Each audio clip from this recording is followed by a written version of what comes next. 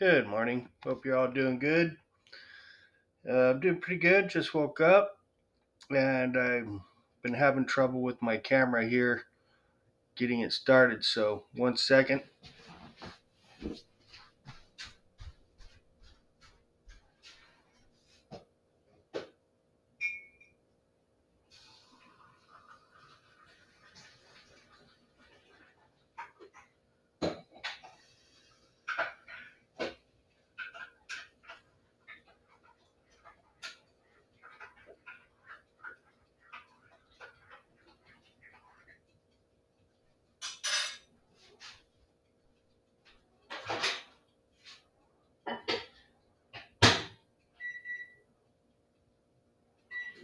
Gotta make sure my coffee's hot. You know?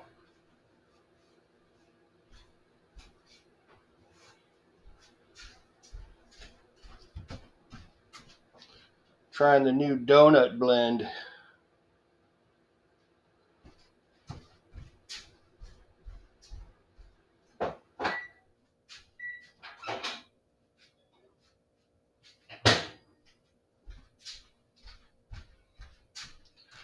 Well, let's see how it is.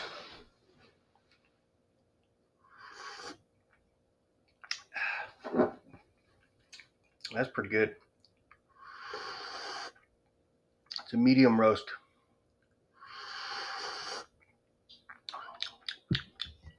It's good, but it's kind of a little bit on the medium, weaker blend. I'm used to the really strong stuff, but I've been trying to cut down a little bit on the caffeine. And I figure, well, I don't know if this theory is right or not. I've heard through the grapevine that the lighter the roast, the more caffeine. I don't know if that's true or not, but I'm just kind of going through Stater Brothers' whole coffee line, and so far they've all been good.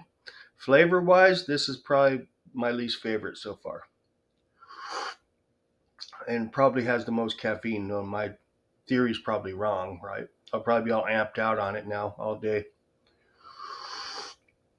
Anyways, I just got up early today. It's barely 5 o'clock, so I got up an hour early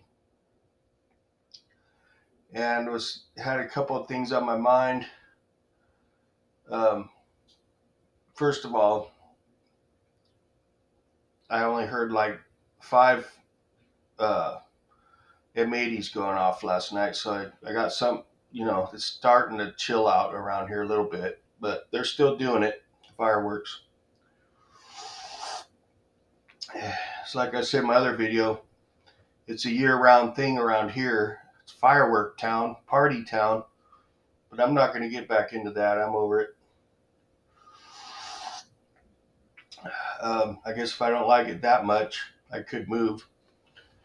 But I was having some weird dreams. Didn't make a lot of sense. I don't even want to get into it.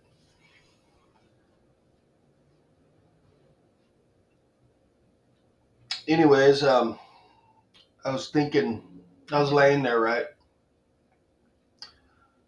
Let me move my mic a little closer so you can hear me. You hear my stomach rumble better. And my slurping.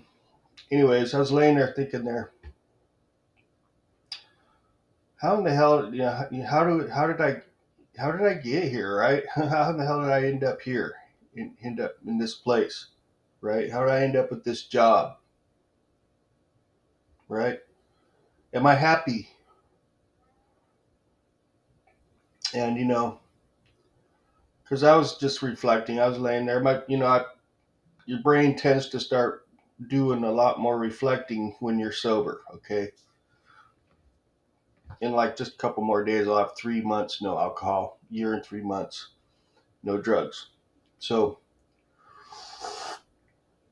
your brain goes through all these things. Mine is going through all these things. It's racing. First thing in the morning, I wake up, my brain's racing, all these thoughts, right? So I'm laying there. One of the thoughts are, how did I get here, right? And It all started when I was, well, let's go back a little further. Okay, let's say, well, let me start with this. Okay, people, it only takes one person to change the direction of your life. Okay, that could be a person you don't even know, could be a person you do know, a friend or a family member. It just takes one person to. It don't even have to be a person. It could be an inanimate object. It could be an animal. Anything could change the direction of your life, right? Drugs, alcohol, you know, anything. So I'm laying there like just thinking, how did I get here? When I was younger, uh, I wanted to be a rock star, a musician. I didn't I didn't think about I didn't want to do it for money, okay? Because I didn't give a shit about money when I was that age. I didn't care. It wasn't an issue when I was younger. I just knew I wanted to be a rock star, right? A musician. How did I get to that point? Well, my dad, the way he was, his albums that he had around, what he listened to, that changed the direction. That changed the direction of my life because before that, I'm talking when I was 7 years old here, okay? And it was an inanimate object that changed my life, okay, to the direction that it went until I was 40, okay? And that inanimate object was a 8-track tape that my dad had in his car, okay? And that 8-track tape was Black Sabbath, okay? When I heard that, that changed my life, man. That set me in a direction, okay? That laid me out, okay? I was like, okay, that's what I want to do. I love this, right? I love this. I like this so much. I want to get into this. I want to learn how to do it. And I did. I learned how to do that, okay? I learned how to play music. Because after I heard Black Sabbath, it made me realize music, okay? Especially heavy metal music, okay? That one tape, so awesome.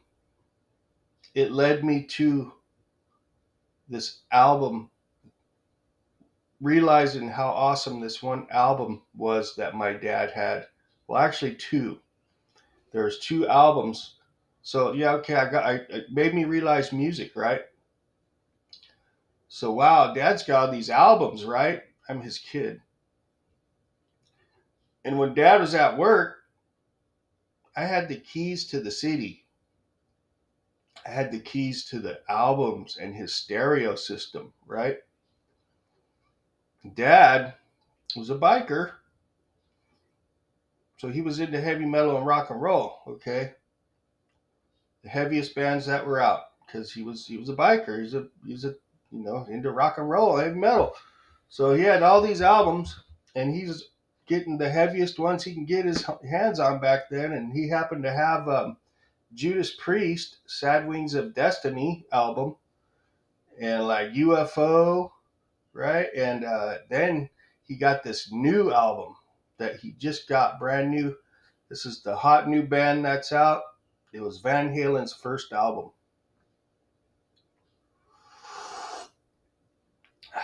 boy,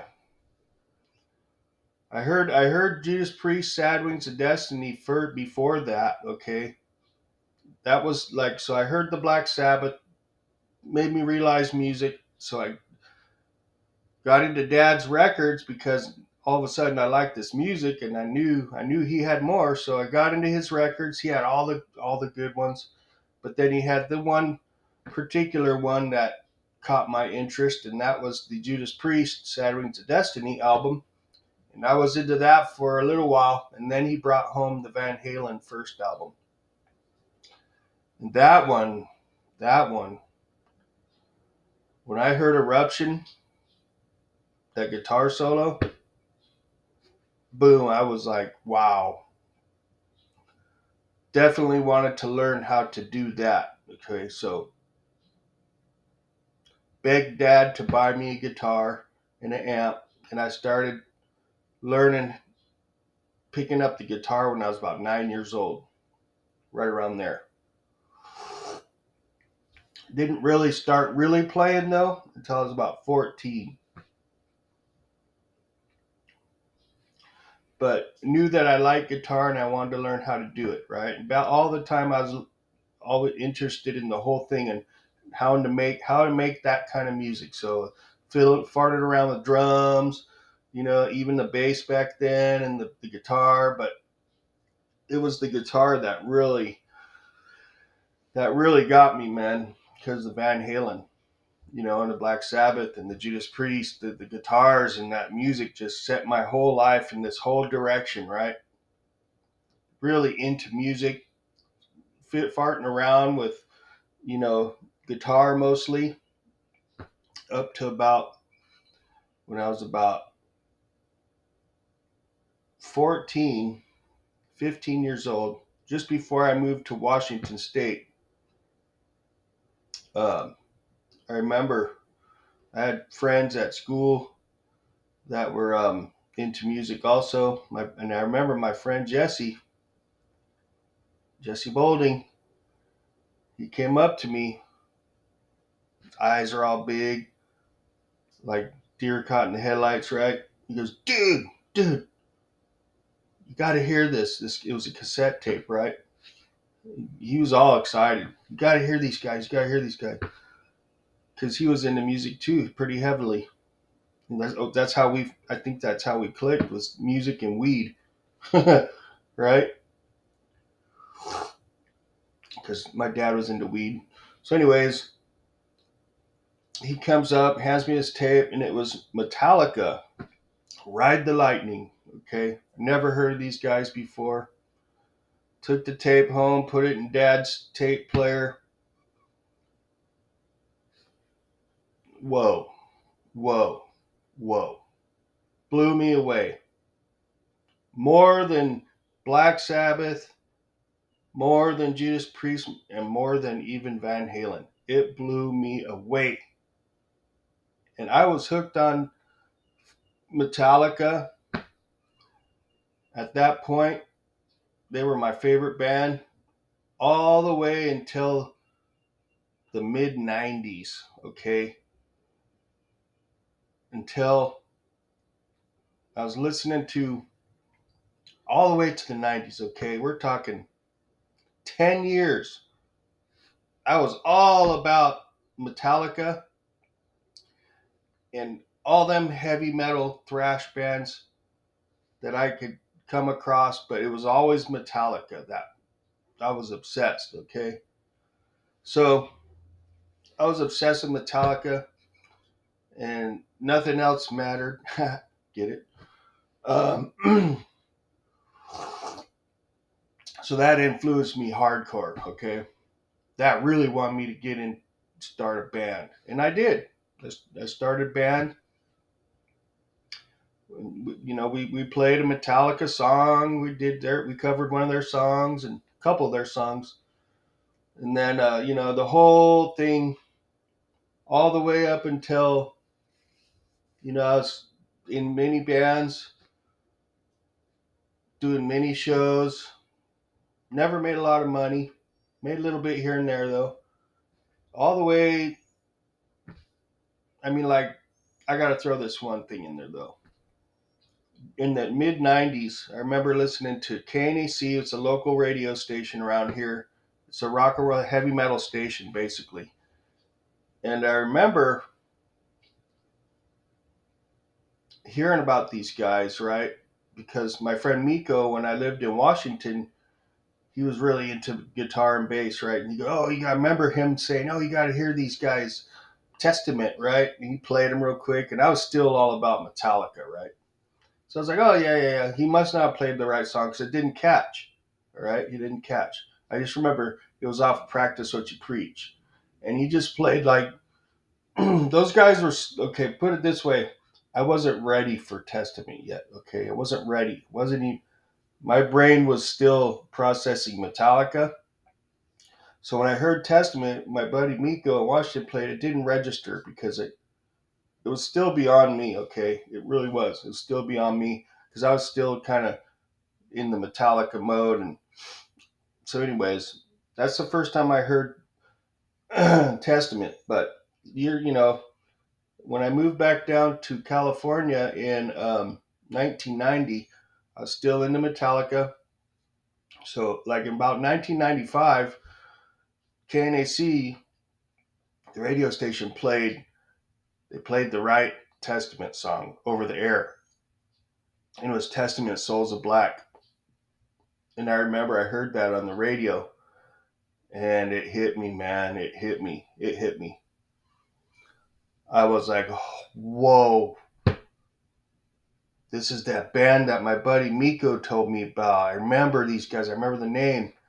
But that song hit me. I was ready because I was already a musician by then. I learned how to play guitar really good, pretty good. And I was able to get it. I kind of got it, right? I understood it. And it hit me hard. And so I got into there. I bought that album first, Souls of Black. Same thing all over again, except it was no longer Metallica. Now it's about Testament, okay? So I ended up getting into all their albums, and it spun me, dude. It spun me out. I was the lead guitarist especially, and then of course the rhythms and stuff too, and Chuck Billy, the singing, the whole thing, but especially the guitar solos, it looped me, man. And still to this day, I mean, there are some incredible guitarists out there, but they just don't do it quite like this guy, dude Alex Skolnick does, right? This dude is like, he's a wizard on guitar. Basically, that's the only way I can describe it. He is literally like a whiz on guitar. Like, he's not the fastest, but the way he does it, it just blew me away. Okay, it blew me away. This dude, Alex Skolnick. So, anyways, incredible. And so I did the whole band scene. We even got an MTV video. We represented the America at the World of Performing Arts Festival in Pakistan, the band I was in at the time. And like really was making some, and then the band I was in, Eternal Awakening, here with my bro, the Buff Alien. Anyways, we were like having signed bands coming out to see us. That's how good we were. We were like really killer metal band, right? Death, thrash, speed metal. And we were really good. I was playing bass, most of that stuff. I did play guitar, lead guitar in some of the bands I was in, but I got more into bass later. Because the Buff Alien, my guy, was super good on guitar. Okay, he's graduated MI and all that shit. So, of course, I took the back seat on the bass, but that's fine. I just wanted to be in the bands and the music. But then, the internet came out and kind of changed the direction. That's what the whole point I'm trying to make is that even inanimate objects can change the direction of your life. And it went from that 8-track tape to the internet, which was a major point in my life that changed the whole direction of my life. So, because when the internet came out, that's when we figured out that we're not going to probably not going to be able to make a living playing in a band. So we kind of all decided, yeah, well, things are getting real expensive. We all have to, uh, focus more on work because the band scene was costing us money, wasn't making us money. So we all went to work, and music, even to this day, is just taking a back seat. And this is probably about 10 years ago. We all kind of hung up our instruments and had to get more into work, and we none of us have really been back since. We've all been just working our asses off trying to survive. And see, the internet was a major point in the fork in the road that we had to make a choice, and we chose to, because we didn't not all of us had the support in the band scene to support us to go that direction. So, you know, when the internet came along, that gave us a decision to make. Possibly eat top ramen and stay in the band scene, or possibly eat Jack in the Box if you go to work and have a shelter over your head, okay? If you go that way. And that's where I'm at now, you know. And it only takes, and like, okay, if I hadn't have been in a band with these guys and I decided to go do something else, would it have been different? If I would have chose different bandmates, would it have been different? Would have not have that fork in the road?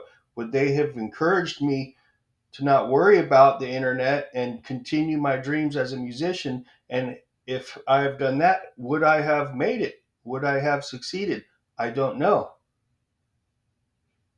But I'm just trying to say, you, I'm trying to sit there and think, how did I get here? And that's kind of how I got here. And I ended up getting into drugs, okay? And I ended up becoming homeless, okay? So I went through all this bullshit with drugs, and I was living in my guitar player's backyard. I wasn't living, I was sleeping in a tent in my guitarist's backyard. And then my mom, and I was not working, I wasn't doing much. So I went through all this bullshit with drugs, alcohol. Ended up coming back to mom, come back to mommy's, right? And getting a better job, saving money, bought this place here when she moved. I had a choice to make. I could either buy this place or I would have to move out when they moved out of here. So I happened to save enough money to buy this place because mom was letting me stay here. She wasn't charging me rent. All I had to do is help her out. So I did the right thing. I saved money. I bought this place, and that's how I ended up here. Okay. But I'm still not living my dream. Okay. Because being a homeowner wasn't my dream. It really wasn't even in the cards. Okay. But at least I'm comfortable, right? And I'm not throwing all my money away. So that's how I ended up here. I was just like thinking through all my life, how did I end up here? And that's pretty much how that happened. And I still don't feel like I'm living my purpose. So, you know what I mean? I'm not dead yet. I still have all my equipment. I do want to start playing again. Don't know if I'll ever make a living at it, but I can probably make a fun hobby out of it again like I used to. It ended up being a hobby. It never ended up being a career. Well, this video is starting to run a little long in the tooth, but I just wanted to kind of get that off my mind. So I was just laying there this morning. How did I get here? How in the hell did I get here? And I'm thinking, man, it just takes one little thing to set you in a certain direction in your life, and you end up there. Okay. That's kind of the point I was trying to make. And I'm thinking, what are the things that set me in these direction? And they're just little things like an inanimate object, like a tape, or a friend, or a family member. Things like that can really influence the direction of your life. It only takes that one thing to set your whole life in a new direction. Man, I'm gum flapping so much, my coffee's getting cold. So, anyways, I just wanted to get that off my chest. And that's the story of Bill Hound to this point, for the most part, in a nutshell. So, anyways, y'all have a fantastic day. I got to start getting ready for work. We'll catch you later. I'll have my 3 month alcohol vlog coming up in just a couple of few days here. So, stay tuned for that. And I do appreciate the support. And thank you for stopping by the Bill Hound Show. You have an awesome day. See ya.